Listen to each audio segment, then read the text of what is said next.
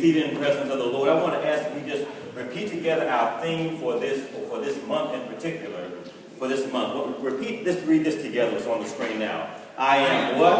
Open and ready to attract abundance into my life. Let's read it again. I am open and ready to attract abundance into my life. One more time. I am open and ready to attract abundance into my life. If you really out there, would you just join me in giving God one more hand clap of praise? You're open and ready.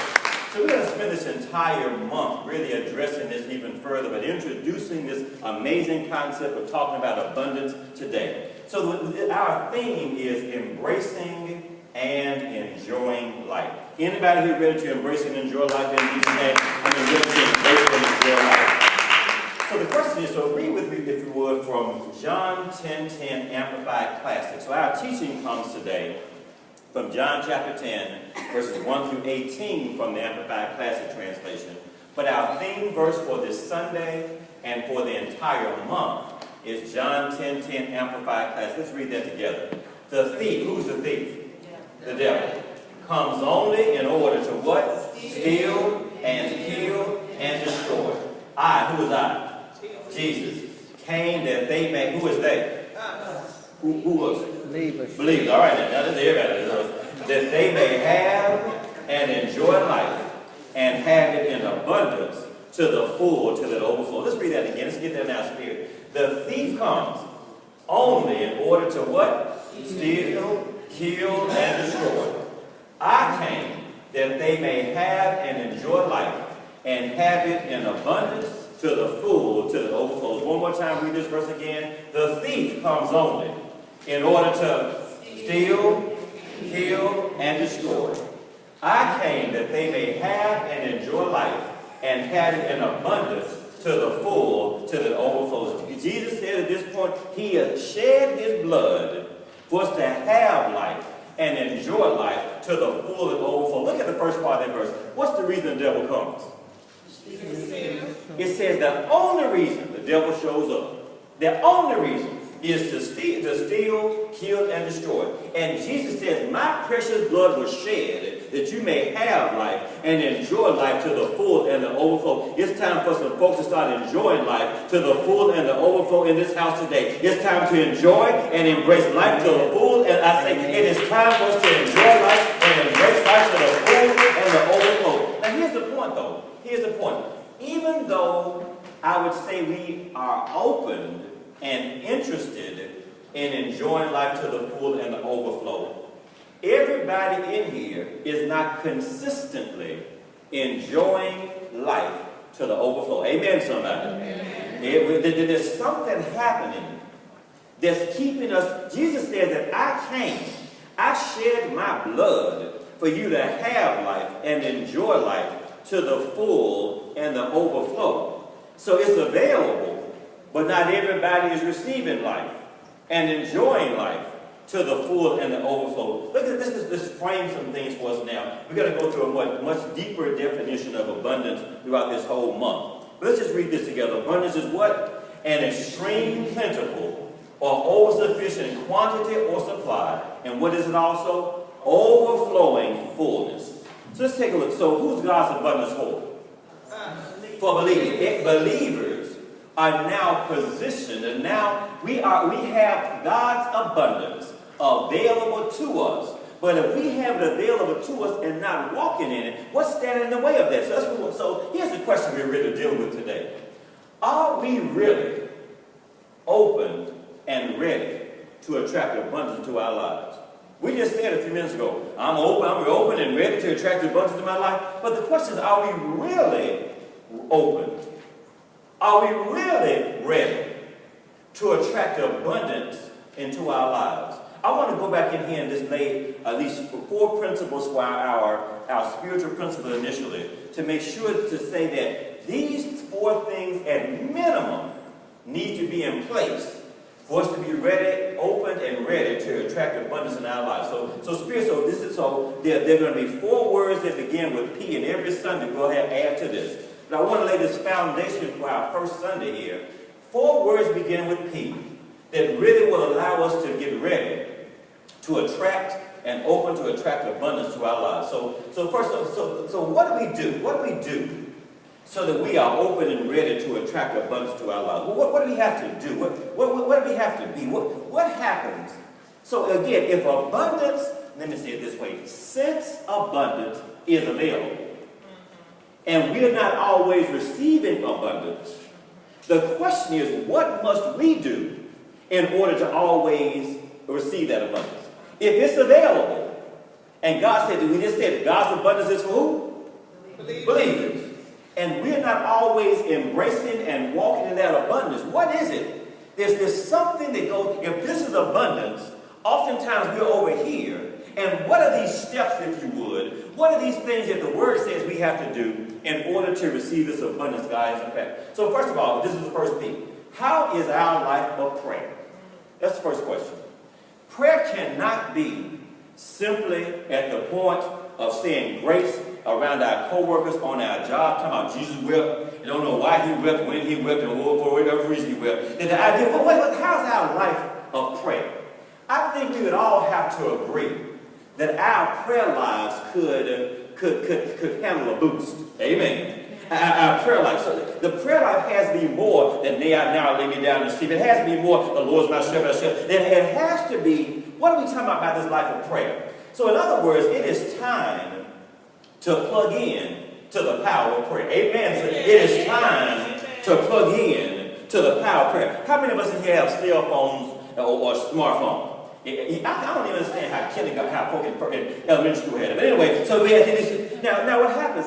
Can you plug up a phone once a week and expect and use it every day and expect that charge to go with you all week long? No. So now spiritually, we want to plug up once a month and plug up once a quarter and plug in once every now and then and wonder why with all our daily usage we tend to go down as well. So my phone recently, I used my phone for our Zumba dancing, and as a result of this, and recently, my phone went, and now it told me, it says you have 15% left. Showed me this flash, 15%. I'm like, I'm good. So kept on talking, kept on doing it, came back again. Now, just in case you missed 15, I'm telling you right now, you got 10%. You need to find a plug. So I thought, like, oh, I got this, I'm good. So I kept on going. And forgot after seeing all this flashing, and it went completely off, and then wiped out every one of the Zumba songs we had. So I'm going back and looking for my playlist, nowhere to be found. Had to go over here and go to YouTube, and so after everybody's dancing for a while, they got to wait 2 minutes and cool back down. So what happened? So as a result of not being plugged up, I lost things I already was entitled to. Wow.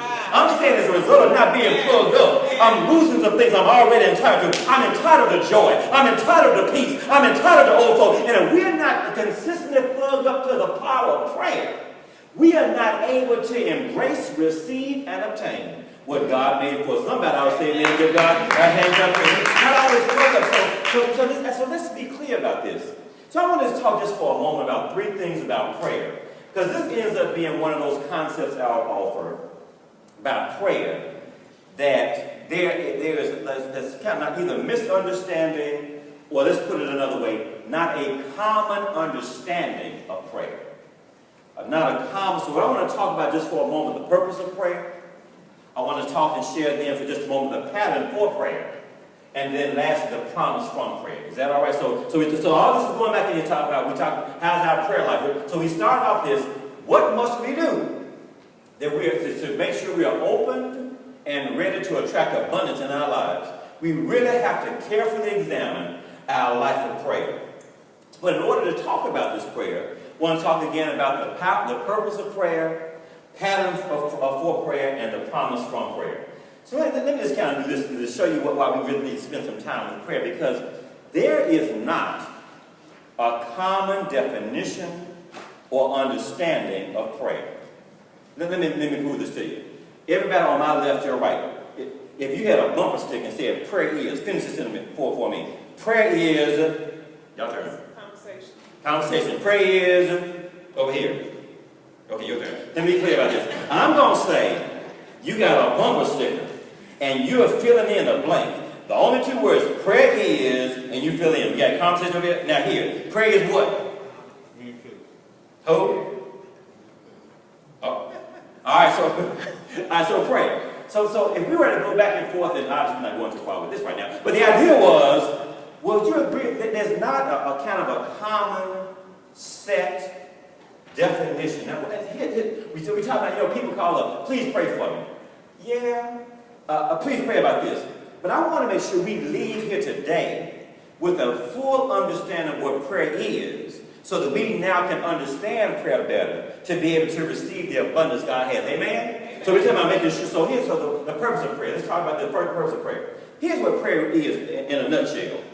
If you were to take a look at all the books that are written on prayer and all of the definitions from the Hebrew and the Greek, this is what it is. It's connecting with God's will and also switching His will for ours. That's what prayer is. Prayer is not a monologue where I give God my laundry list. Can you do this for me, this for me, this for me? I'm out. Deuces. Prayer has to be a dialogue. It's a conversation. But what am I trying to accomplish in the conversation? Every conversation ought to have some kind of purpose. Amen. So y'all cannot, we cannot approach prayer like my mom and her best friend do. My mama and her Gloria would be on the phone at midnight. They would go to talk, go to sleep on each other, keep on waking back up, back and forth, and can't tell you what the other one talk about, and do it all night long. No, prayer has to have some intentionality behind it, and there has to be an example. Yeah, I'm talking to my best friend, and I'm talking to somebody who loves me more than I love myself, and I'm talking, but I'm ultimately talking, trying to connect with His will. And when I know His will, prayer is in turn, I want to switch my will for His will. So prayer is more than, it is a conversation, but what am I accomplishing in this conversation? Read it with me again. Prayer does what? It is connecting with God's will. Keep going. And switching our will for His. Again, prayer is what?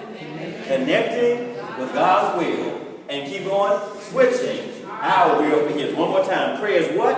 Connecting with God's will and switching our will for His. So let me make this clear for you. So, years ago, and I just so appreciate this, and I miss her tremendously, when Titi, my mama's mama, Titi was known every year to give me a sweatsuit. And the sweatsuit, the first year she gave it, had this beautiful suede sweatsuit. No, it cost some money. The challenge was that the sleeves were up to here, and the pants were up to here. But what happened, it was beautiful. It was beautiful. And so when she showed up, I had to put it on, but I remained seated so she wouldn't know it was all the way up to my thigh. And so, here's what happened. But what I did was, I found out where T.T. bought the sweatsuit, the outfit, and I went and exchanged it for one that fit. What are we saying prayer does? So prayer is making sure that the outlook changes so it can fit who I am. Prayer is making sure that my outlook changes so it can fit who I am. Prayer is about saying my outflow changes so I can make sure I am. So I'm not going to keep on wearing a sweatsuit that doesn't fit. And too often we keep on walking around prayers that don't fit. How many of us have gotten results for every prayer we pray? Nobody. Why? Because we got to make sure our prayer is about a conversation. And in this conversation, I'm trying to identify and connect with God's will, and I'm willing to exchange His will and switch my will for His will. Just like we would not walk around with clothes that don't fit, too often we are walking around with a will that doesn't fit. Sometimes our will doesn't fit God's will. Amen, somebody. Sometimes what we want is not what God wants for us. Amen. Sometimes as a result of this, so prayer is saying that I'm going to connect with God's will. And I want to now, when I find out what His will is, I want to switch His will for mine. I'll be good on that. So prayer. So prayer, it is a conversation with our best friend. But it is to make sure we are connected. I'm praying to connect with God's will. And then switch it. Once I find out His will is different than my will, I'm willing to switch as well. So let's keep going on. So now prayer also, we've been talking about, and I want to make sure we're clear about this. Prayer does not produce anything. Prayer is designed to reduce.